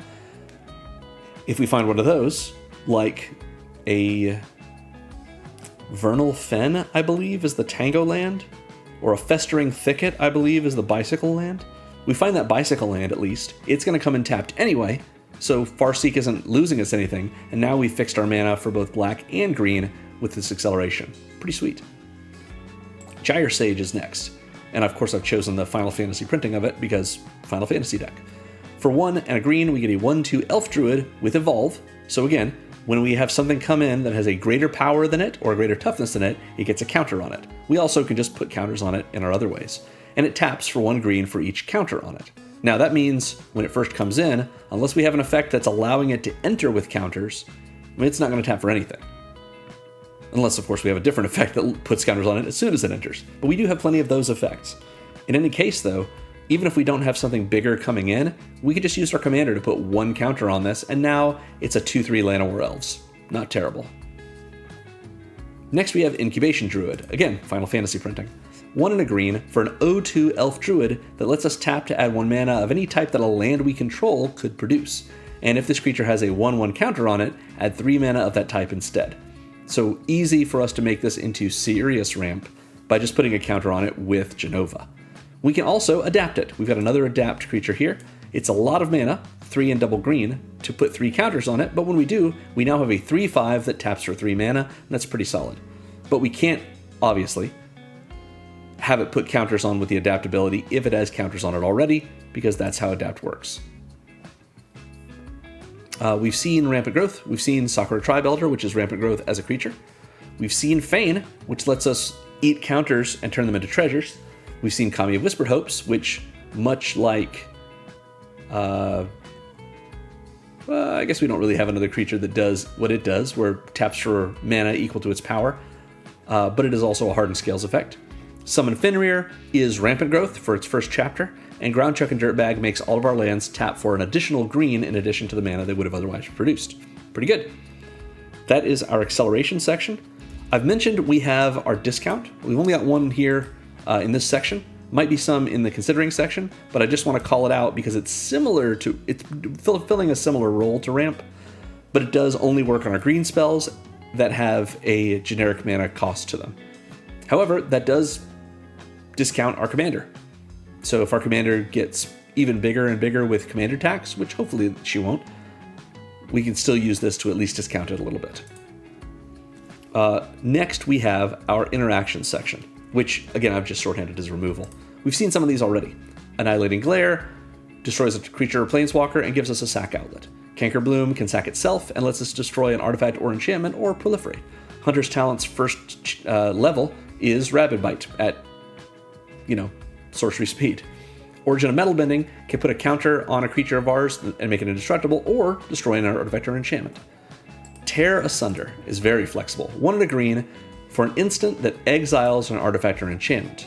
But it also has Kicker for 1 and a black, meaning we can pay the additional cost of Kicker, so a total of 2, a green and a black. And if it was kicked, we can exile a non-land permanent instead. So we can hit any permanent other than land if we kick it. If we don't need to kick it, because we just want to get rid of an artifact or enchantment, we can just pay 1 and a green. Already a better naturalize. Pretty solid. Come Back Wrong destroys a creature, and we get to use it for a return and then sacrifice it. Seems good. Dimension X Pizza Sar comes in, puts counters on one of our creatures, or on a creature rather, and then the number of counters among permanents we control, we get to destroy a creature with mana value less than or equal to that number. Pretty solid. Leatherhead lets us, when we do combat damage with her, remove a counter from her to naturalize something. Something that's controlled by the person we did combat damage to, that is. Gix's Command can have all of our opponents sacrifice a creature with the highest power among the creatures they control. Alpha Deathclaw, when it enters or becomes monstrous, we can destroy any permanent. And Armagon destroys up to 3 target creatures when it enters. Pretty good. That is our interaction section. We've already talked about both of our Wraths, but just let's comment on the fact that they're here. Gix's Command is a Wrath because it can destroy every small creature, creatures with power 2 or less. And Finality gives every creature in play -4/-4 until end of turn after putting 2 1/1 counters on a creature we control. Both are solid, and yeah. There we go. So that covers our support sections. We're going to go over our supplemental sections now, starting with our synergy section. These are cards that give us value based on what we've already got in play. For example, Hollowmurk Siege, or what we're already doing, I suppose. Hollowmurk Siege lets us draw cards whenever counters are put on a creature we control. We're going to be putting counters on our creatures, so there you go. Feign the Broker does a lot that we're doing here, but particularly we are able to take our counters and make them into treasures. That seems pretty good for us. Hagra Constrictor, we haven't seen yet. This is 2 and a black for a 0/0 snake from Zendikar Rising that comes in with 2 1/1 counters on it. So we can definitely proliferate that, or have it come in with more, double it, add more to it with the Hardened Scales effects, etc. And it gives each creature we control with a +1/+1 counter on it, Menace. So this gives our entire board some evasion, assuming that our entire board has counters on it. It seems like it likely will. Hancock, of course, makes all of our mutants, and zombies, of course, but I don't think we have any other zombies besides Hancock. No, only Hancock. So all of our mutants are going to get a big bonus to their power and toughness equal to the number of counters on Hancock. Leatherhead cares about us eating counters the same way that Feign does, but it's based on when she does damage to a player, we can take a counter off of her and naturalize something that player controls. And then Puppeteer Click is in here in this section because it has that fun trick with persist. There are other persist cards I thought about putting in here, but Woodfall Primus is very expensive compared to some of the other cards we're running. So yeah, Puppeteer Clique just seems like a lot of fun. And since we're putting so many 1/1 counters on things, being able to persist this sort of indefinitely seems like a lot of fun. So that is our synergy section. Next up is our recursion section. These are all the ways that we can bring our creatures or these cards back. Rancor. Fantastic card. A single green for an aura that enchants a creature and gives it +2/+0 and trample. And it says, when it's put into a graveyard from the battlefield, return it to its owner's hand. So this is how it recurs itself, but just the ability to make one of our creatures huge, making it a little bit huger and give it trample for a single mana and always having Rancor available to us unless it's been exiled or something. Yeah. Very strong, very efficient. Mosswood Dread Knight, we can recur it by, when it dies, we can cast it as an adventure side and then cast it again from exile once that's resolved. Tenacious Underdog is next. This is 1 and a black for a 3/2 human warrior that we can cast from our graveyard using its Blitz ability. It has Blitz for 2 double black and pay 2 life.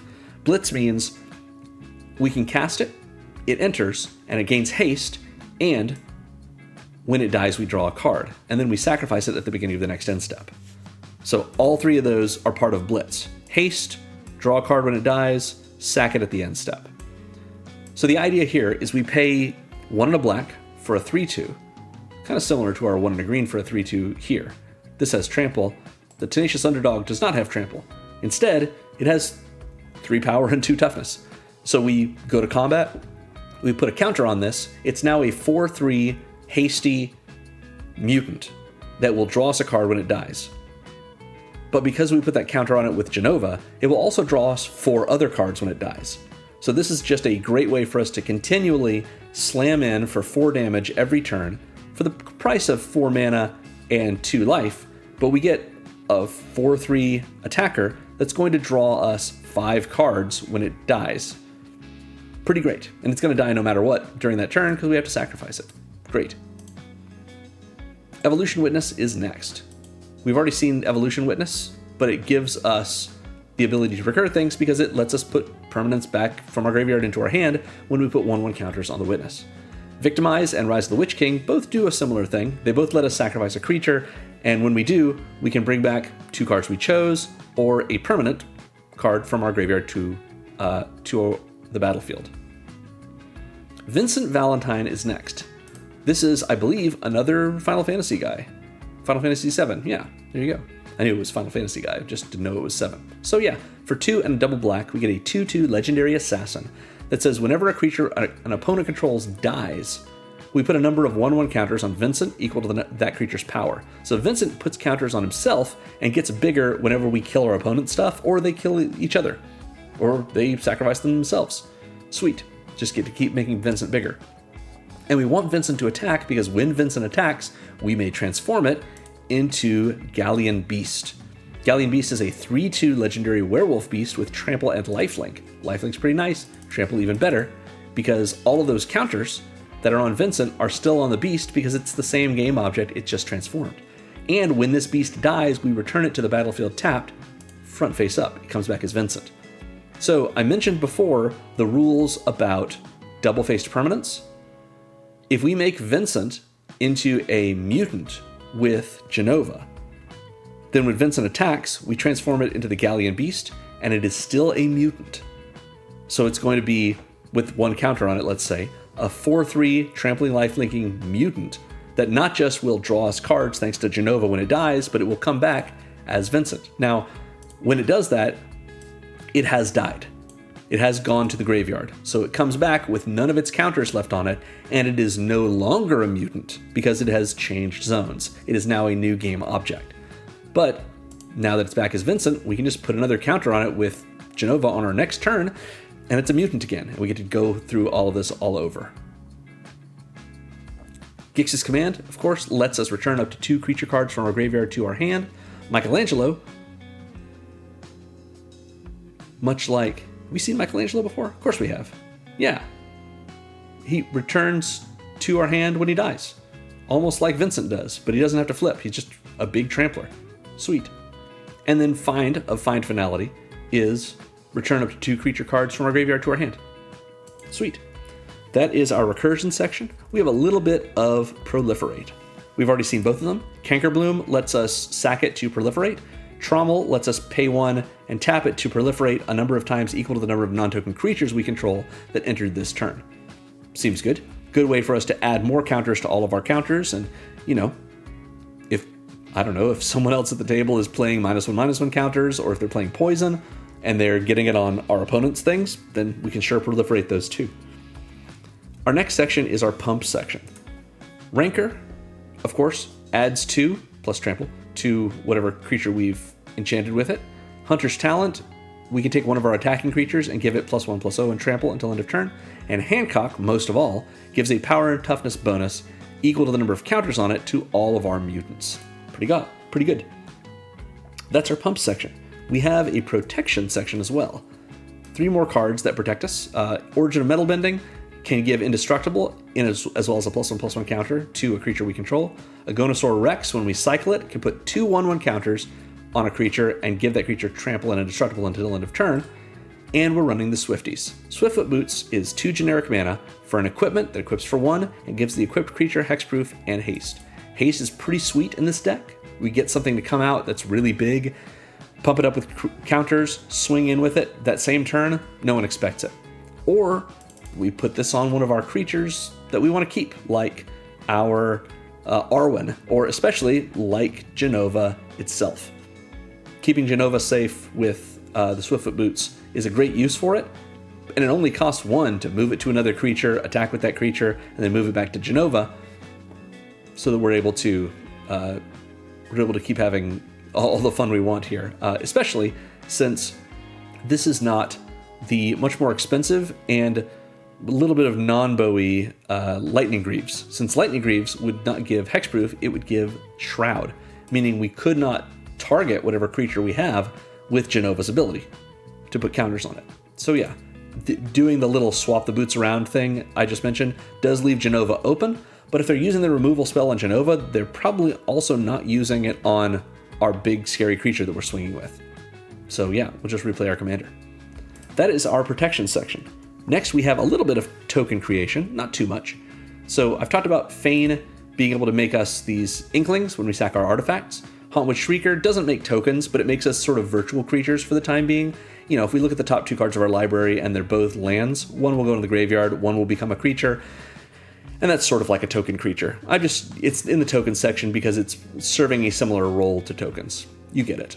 Warden of the Grove can make actual spirit tokens if we want to use its Endure trigger whenever our other non-token creatures enter to make those spirits. Watchful Radstag makes copies of itself, and those copies can make copies whenever it or they evolve. And of course, Ghoul-Caller Gisa can sack one of our creatures and make a number of 2/2 zombies equal to that creature's power. I want to note, this is at instant speed, and those zombies don't come in tapped, so we can absolutely ruin the day of someone who's attacking us with a wide board thinking our big tall creatures can't handle it. Ghoul-Caller can make one of those big creatures into a lot of little creatures. Sounds great. That's our token section. Here is our evasion section. This is how we're going to go out. This is all ways that we can evade our opponent's defenses. So Rancor gives a creature trample. Hollowmark Siege can give one of our attacking creatures +1/+1, a +1/+1 counter and menace until end of turn if we've got it on the Obzon mode. Hunter's Talent can give one of our attacking creatures +1/+0 and trample with its 2nd level ability when we attack. Garruk's Uprising gives all of our creatures trample. Hagra Constrictor gives all of our creatures with 1/1 counters on them menace. And Agonosaur Rex, when we cycle it, can put 2 counters on a target creature or vehicle and give it Indestructible and trample until end of turn. And that is all of the spells in our deck. As usual, we're going to go over our land section now, starting with our basics. And you don't have to run these full art Final Fantasy lands, but they were inexpensive, so I said, why not? We are running 22 basics. We've got a little bit more green than black. Actually, we're much more green than black in our land base, in our sort of mix of colors. But I wanted to make sure we definitely have black when we need it for our cheaper black spells and for our commander. So this sort of balance here works out pretty well for us. We're running Festering Thicket. Oh, Festering Thicket, yeah. For our bicycle land. This is a swamp forest. It's got dual types, so we can find this with Farseek, because it can find a swamp, and this is a swamp. Because it's a swamp and a forest, it taps for black and green inherently. It comes in tapped, but we can also, if we draw it, cycle it, meaning we can pay 2 and discard it from our hand to draw a card, something we might do later on if we've got plenty of land and plenty of mana and we just need more card advantage. Woodland Cemetery is our check land. This is a land that taps for black or green, and it enters tapped unless we control a swamp or a forest. We have 22 basic swamps and forests. We've got a bicycle land and we've got a tango land. So 24 of the cards in our deck are lands that allow Woodland Cemetery to come in as an untapped dual. Pretty great. But if you do want to upgrade this, I don't think it's much of an upgrade considering the amount of typed lands we have. But you could to Deathcap Glade, which is a slow land. It comes in untapped and taps for these colors if we have at least 2 other lands of any type in play. More expensive than Woodland Cemetery. I think this is probably a better option. But if you want a little bit more power, that might be a good option as well. And if you want to upgrade Festering Thicket, I suppose you could do Overgrown Tomb, which is the Shockland version. Much more expensive, but comes in untapped if you pay for the untapped entry cost, if you shock it in. But you can't cycle it, so yeah. We're running both filter lands in our colors. Viridescent Bog is the sort of classic filter land. If you pay 1 and tap it, it taps for a black and a green. So you are tapping 2 mana sources to get 2 mana, whatever you're tapping to get this 1 and the bog itself, and you're getting 2, but it does fix your mana, and that's pretty solid. We're also running Twilight Mire, which taps for colorless mana on its own, or we can pay a green or black into it and tap it to get 2 black, 2 green, or 1 of each. So Twilight Mire, pretty sweet, taps for mana on its own, can fix our mana with giving us both colors, or 2 of 1 if that's what we really need. And I would say this is just straight up better, but notice it does not tap for colored mana at all unless we have colored mana to put into it. So if we only have colorless mana available, we can only tap this for colorless mana. But with Viridescent Bog, any kind of mana can turn into colored mana with it. So it has a use beyond just being redundant to the Twilight Mire. Both good. We've got these 3 fixing lands. Obviously, we're going to run Command Tower. This is a land that comes in untapped and taps for 1 mana of any color in our commander's color identity. This is the same text on Arcane Signet, so this is a untapped dual land. It taps for black or green in this deck. We're definitely going to run it. Oftentimes, I run Path of Ancestry in my decks, but because Jenova is an alien, and we only care about mutants really in this deck, it didn't really fit. So we are running Blighted Woodland. This is an untapped land that taps for colorless, or we can pay 3 and a green, tap and sack it to search for 2 basic lands, put them on the battlefield tapped, and then shuffle. So this is a little bit of a slow, sort of explosive vegetation, but you could also do Myriad Landscape if you'd rather. Myriad Landscape requires you to only pay 2, tap and sack it, and you get to do basically the same thing, although both of the lands you find have to be the same type, so 2 swamps or 2 forests. But it does come in tapped itself, and I liked that Blighted Woodland gives us mana right away, so we might be able to use it to cast our commander to get things going as quick as we can. But either way would be fine. And I'm running Temple of the False God. I know not everyone likes Temple of the False God. I think it's great for the decks that I build, especially this sort of level. It gives you acceleration, just not super early. So it's an untapped land that taps for double colorless mana, like Soul Ring. It's a soul land, but only if we have 4 or more other lands, which is to say 5 or more lands, including itself. So if you have an opening hand that's just a swamp, and this, maybe not worth keeping. You should mulligan that. But if you get this out on turn 5, and you've got 4 other lands, you've just jumped from 4 mana available to 6, and that's pretty sweet. We're running Llanowar Wastes. This is our pain land. It taps for colorless, or it taps for black or green if we're willing to have it do a damage to us. This is just like the talismans. So the way I normally look at this is fantastic. Obviously, you want to tap this for colorless mana so it doesn't hurt you as much as you can. But if you have to tap it for colored mana, even if you do that multiple times throughout the game, 4, 5, 6 damage to you with the wastes, what that means is you've sort of paid a life to make a mana. because you wouldn't do this unless you needed the colored mana. So that's so worth it. Like, paying a life rather than having to pay mana, just incredibly strong for what you need. It's the difference between casting a spell and not casting a spell. And then when you don't need to do that, you just tap it for colorless mana. Yeah, I love the Pain lands. Very strong. Next, we have Temple of Malady, Milady. This is a tap land that taps for black or green, and when it comes in, we scry one. Just a free scry for us. Pretty solid. You know, nothing exciting. Definitely a budget include, but it gives us a little bit of flexibility and a little bit of selection. That's nice. If you wanted to upgrade this, you could go to Underground Mortuary, the Surveil land. Much more expensive, however. Just like with our Llanowar Wastes, if you wanted to upgrade that, you could upgrade to Wastewood Verge. That's the Golgari Verge land. Again, more expensive, but pretty solid in this kind of deck. And then we have Vernal Fen, which is our Tango land. It's a swamp forest, much like our Bicycle land was, and it comes in tapped unless we control 2 or more basic lands. So this could be an untapped duel for us, as long as we have 2 forests, or 2 basic forests, 2 basic swamps, or 1 of each. That's pretty great. If we fetch this with Farseek, it will come in tapped no matter what, since that's what Farseek says.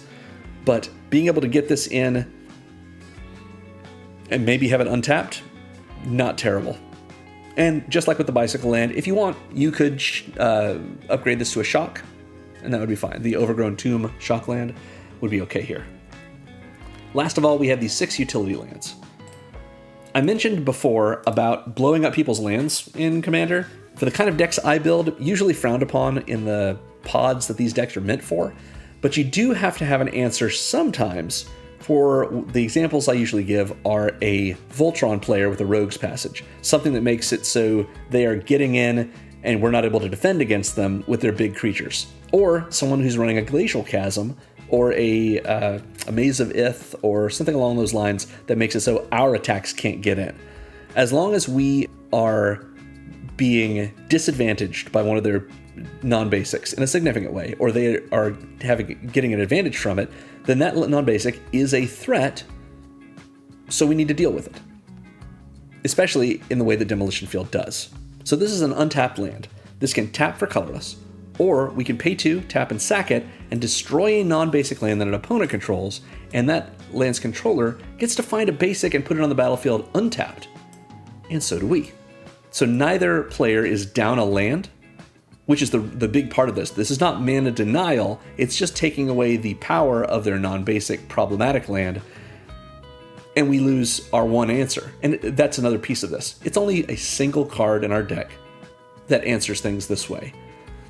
That's fair. Even the people who play in these kind of pods, which, to be clear, is me as well, are not going to have a problem with this, because it's not mana denial, especially because that land comes in untapped rather. But it is just an answer to a threat. Next we have, Grimboat Backwoods. We'll do this next. This is an untapped land, taps for colorless, or we can pay 2, a black, a green, and tap it, and sack a creature to draw a card. So this is another sack outlet for us. It's very expensive as a sack outlet, but it's a very low cost of inclusion. It's just a land, it comes in untapped, taps for mana, just not colored mana. It's in our colors, gives us the ability to draw and get rid of one of our creatures. Yeah, it's nice to have as an option. Even better is High Market. High Market is, again, a land that comes in untapped and taps for colorless, but we can pay nothing, tap it and sack a creature to gain a life. Gaining 1 life may be the difference between winning or losing, but in all likelihood, the fact that this is just an otherwise free sack outlet is very, very strong. Thanks, High Market. And so that's why we use the Final Fantasy art for it. Mosswort Bridge is next. We've already seen Hideaway on our Fight Rigging card. This is a land with Fight Rigging. It's a land that comes in tapped, taps for green once it's untapped, but when it comes in, we have Hideaway 4 on it. So we look at the top 4, exile 1 face down under the bridge, and then put the others on the bottom in a random order.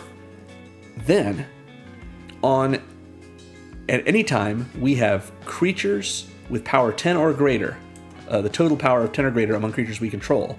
We can pay a green and tap Mosswort Bridge to play the exiled card without paying its mana cost. So like with Fight Rigging, we want to put our best card, most effective, useful, powerful card under the bridge. And then once our creatures are big enough, we're going to be able to play it out for essentially free. It's really for 2, the green and tapping the bridge. But yeah, for much cheaper, hopefully, than the cost of the card itself. Nesting Grounds is next. Great card in this deck. We tap it, and we make a colorless mana, if we want, comes untapped. We can also pay 1 and tap it to move a counter from a permanent we control onto a second target permanent, activate only as a sorcery. So this is really interesting in this deck. It's similarly interesting when we have other ways to move counters, like with Forgotten Ancient, Mr. Baby Cakes. I'm not sure if I mentioned this when I was talking about it. I should have. Oh, I didn't, because we were yet to get to the extra counter section. So I'll mention it now. If you move a counter, moving a counter is removing a counter and putting a counter of that same type on something else. That's how the rules treat it. So if we have, let's say, Branching Evolution in play, which says when you would put a counter on something, put twice as many counters instead.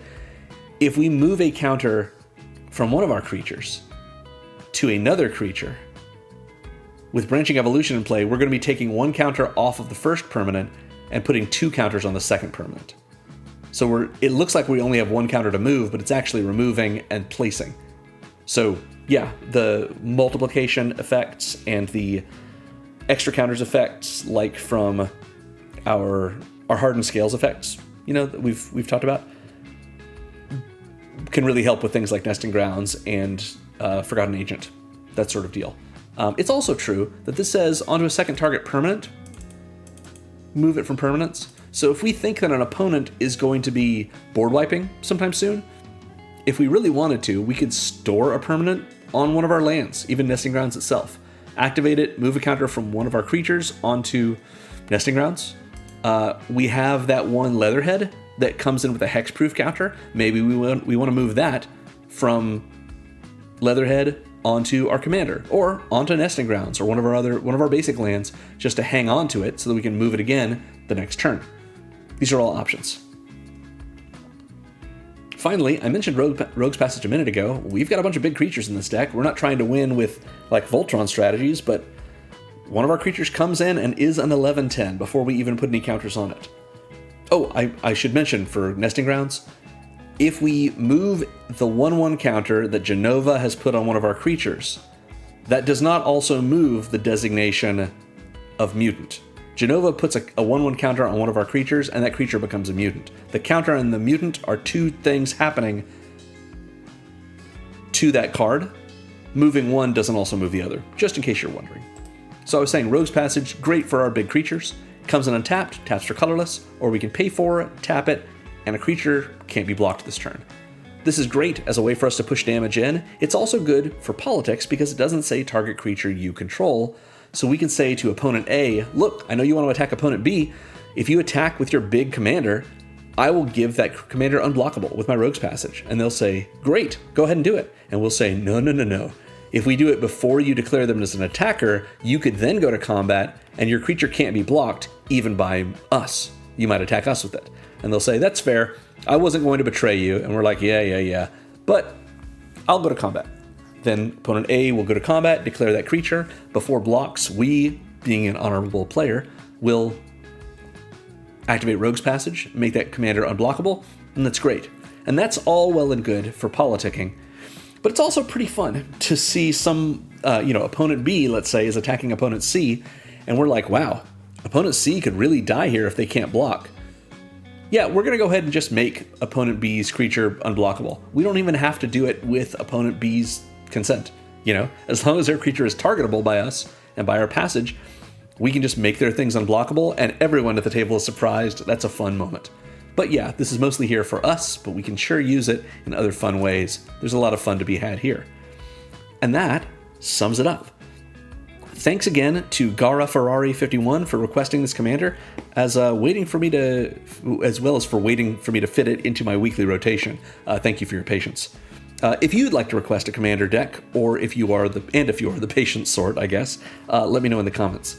Thanks for watching, everyone. If you want to support what I do here, make sure to like and subscribe. Ring the bell if you want to be notified when my videos go live. Consider becoming a member of the channel, something new I've been doing the last month. But most of all, remember that magic is fun, and you should play more Magic.